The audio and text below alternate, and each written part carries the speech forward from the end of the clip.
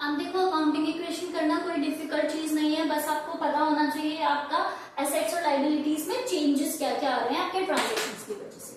For example मैं बहुत easy तरह से बताती हूँ आपको। देखो, ये एसेट्स है और ये लायबिलिटीज है, ये आपको पता है। देखो, बिल्डिंग 6 लाख मशीनरी है, आपके सारे एसेट्स का टोटल 14 है, इसका भी 14, इसका भी टोटल 14 है। ये दिख क्या रहा है आपको? देखो, एक साइड पूरे एसेट्स हैं, ये मैंने सारे एसेट्स एक साइड रखे। ये एसेट्स किससे मिलके बन रहे हैं? इसके सोर्सेस क्या है? या तो इसका सोर्स कैपिटल है, ठीक है, इसके सोर्स में एक हो गया कैपिटल, प्लस दूसरा इसका क्या है? ये आपकी एक्सटर्नल लायबिलिटीज हो गई, ये आपका कैपिटल और ये एक्सटर्नल लायबिलिटीज। तो कैपिटल प्लस आपने एक्सटर्नल लायबिलिटीज जब किया तो इसका टोटल निकाल के आपके एसेट के इक्वल ही आएगा, तभी आपकी बैलेंस शीट मैच हो रही है, ठीक है।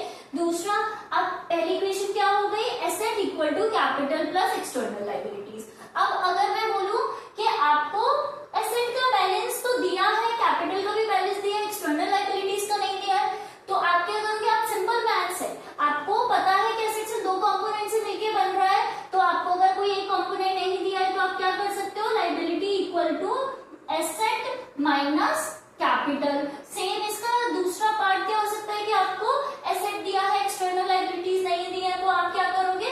Capital equal to assets minus external liabilities. तो ये सिंपल मैथ्स है, आपको पता है कि जब टोटल में दो चीजें आ रही हैं तो आप ये इजीली डिराइव कर दोगे। अब इसको यूज कैसे करना है अकाउंटिंग इक्वेशन में, ये मैं एक क्वेश्चन के थ्रू आपको एक्सप्लेन कर देती हूँ।